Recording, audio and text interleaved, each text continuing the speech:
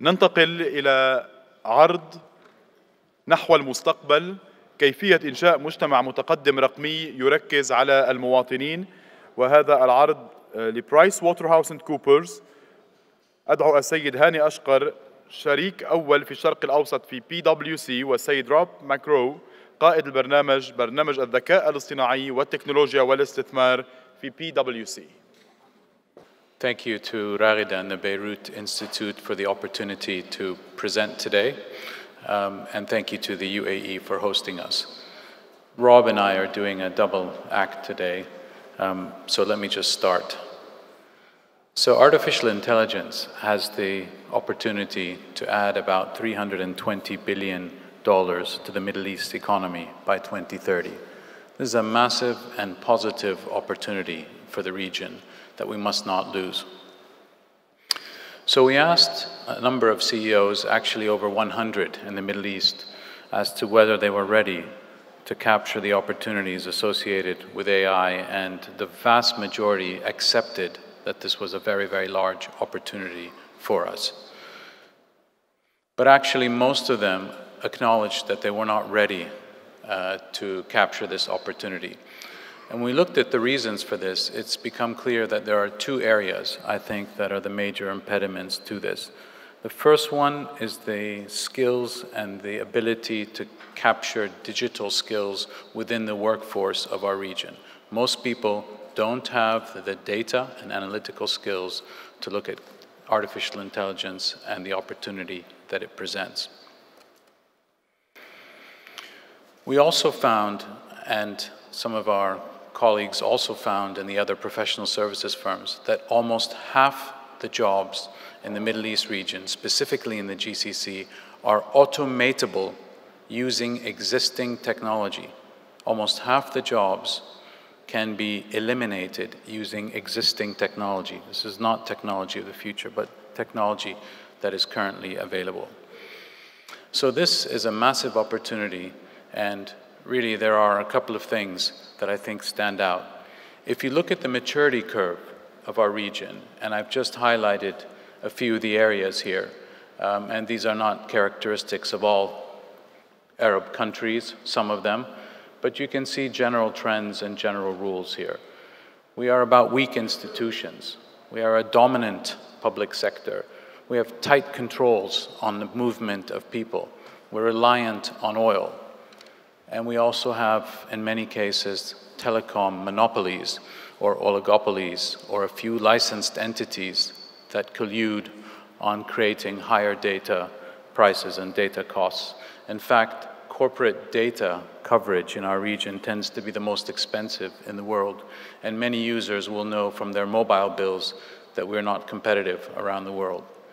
If you then looked at the megatrends that we described several years ago, and these are demographic shifts, economic scarcity and climate change, the impact of technology, urbanization, and you looked at that impact as well as the change in economic center of power from west to east. We trade primarily with Asia, and this is a big change. And those megatrends are upon us. But if we look at the impact of them today, 5 years later, we see many of the consequences of those megatrends. So asymmetry, aging population, the advent of populism, which is upon us and visible all around the world, and then a breakdown in trust. We've lost trust in many of our institutions. So if you look at what's happening elsewhere in the world, it's quite clear that as a region, we still have a long way to go.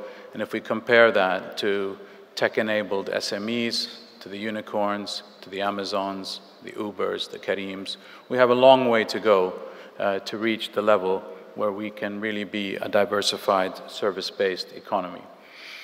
So what I would say on that is, just concluding on that first bit, our first clear, practical policy recommendation for our region, and Rob will go into this in a bit more detail, is that we need a strategy around digital upskilling. This is a public sector imperative, but also in the private sector. If we don't have strategies and clear plans and clear investment approaches to upskilling our people, we will miss out in a big way in our region. That is the very first and clear and practical, I think, policy recommendation. I'll just say that in our own experience, and you may have seen an announcement that we intend to spend around $3 billion globally to upskill all 300,000 people at PwC. We're doing that not because it's necessarily a competitive advantage, but because we have no choice. If we don't upskill, if we don't adopt new technologies, we're out of work. It is that simple. The other, I think, clear policy imperative for our region is around diversity. And we did a study that showed, and the OECD has confirmed this, that the Middle East region loses around $600 billion a year on account of the lack of participation of women in the workforce. This is a major issue. It is, I would say, not just a trite expression. This is a social, strategic, commercial, and moral imperative for our region, and it makes a very, very large impact. So when we asked 3,000 people around the Middle East, what do you think of this? And do you think we should go beyond talking about it and actually set targets and actually make this a requirement?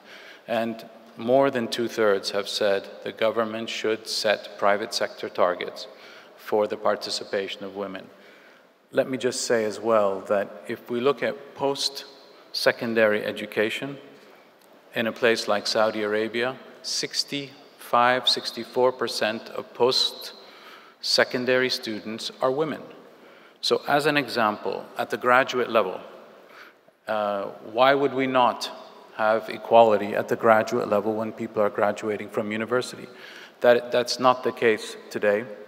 And again, I will share our own experience. Over the last 5 years, across a business of 6,000 people in the Middle East, we set a target at the graduate level that said 50% men and 50% women at the graduate level. And just to be clear, these are graduating students who don't have any prior experience. And by setting that target, we've moved the overall population from around 18% to around 35% in a 4-year period of time, with a goal of getting that closer to 50%. So we believe in the targets, and we believe very clearly that this is something that requires action for our region. So maybe I'll just conclude and hand over to Rob in a second, but let me just emphasize that various studies have shown this is a massive impact, not only across our region, but across the entire world. This is an area, I think, that when you combine it with digital upskilling and the imposition of diversity targets, it can make a real difference to our region. Thank you very much. Rob? Thank you very much, Hani. I think it's clear from what you had to say there is that we stand at a pivotal moment. The decisions that we collectively make today will have profound implications for the next decade, but also the generation that follows.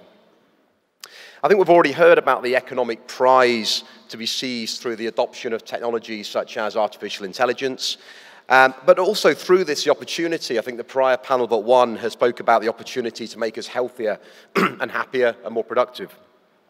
I think, however, we do face numerous obstacles that we need to overcome to see these benefits. There's clearly a growing anxiety among citizens about automation putting their jobs at risk. In fact, in our recent study, 55% of people stated that this is an area of concern. And I think now, judging by the number of studies that have come out in the last 7 or 8 years, which suggest that their fears are not unfounded.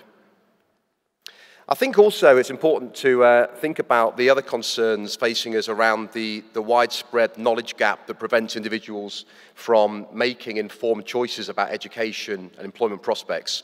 Nevertheless, this technology revolution is moving at pace. To provide some context of the scale that we're facing, Forrester estimate that the technology investment is running at $3 trillion every year. But despite this investment, growth in workforce productivity by almost any measure is really still quite low. The potentially vast benefits to accrue from technology are yet to be achieved, and it's not delivering the returns that organizations are hoping for. And at the heart of this challenge is the issue of skills. It's come up in many of the panels to date in the conversation so far. This includes both the need for tech-savvy leaders, but also across the wider workforce, there's increasingly a requirement to enable people to work alongside technology in new ways. And here we are facing a problem. Our annual CEO survey, published at Davos this year, found that 79% of CEOs are worried about the availability of key skills. And in fact, this is one of their top 3 worries that keeps them awake at night. This talent supply chain challenge is stifling innovation, and it's raising workforce costs in more ways than they anticipated. And in fact, 46% of CEOs tell us that their number 1 priority to remedy this issue is via the upskilling of workers that they currently have. But what will be the economic cost of this upskilling revolution? The World Economic Forum estimate an average cost of $24,000 per head to upskill displaced workers in corporate America.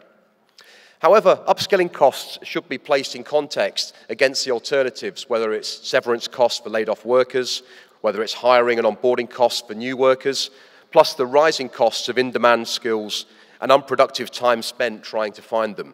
And this is even before we're taking into account the broader costs on society of having a large swathe of people that are technologically unemployed.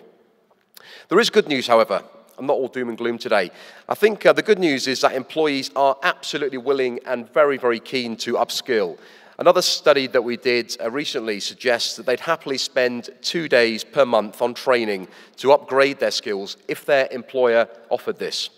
And in fact, 74% of people we surveyed are ready to learn new skills and retrain to remain employable in the future. The people are ready. As Hani was just saying, we've taken this decisively on board. We're launching this New World New Skills program with this $3 billion investment to upskill our entire workforce in the next 3 years in areas such as data analytics, digital, and AI. And as our chairman, Bob Moritz, said last week, he said, if you opt in, we will not leave you behind. And I think in a world where workforces are increasingly anxious about their prospects, that level of assurance certainly has given us cause for confidence. So in conclusion, how do we create a digitally advanced society that positively impacts our citizens? I think number 1, Hani very, very clearly outlined the mass regional challenges facing us in this area. It's of the utmost priority that we accelerate this shift to digital and overcome some of these structural barriers. I think the point number 2 is to prepare for this new world. We need digital and diverse talent. It has to be fueled by flexibility and inclusion. And finally, singular organizations and institutions will not be able to achieve this alone. To create a cultural shift in mentality and industrial scale implementation of upskilling initiatives that benefit society and our citizens, it will require collaboration between both the public and the private sector, both locally and internationally, at a scale never seen before. We need to be able to look our children in the eye 10 years from now and tell them that we left no stone unturned to create a society that is fit for the future. Thank you very much.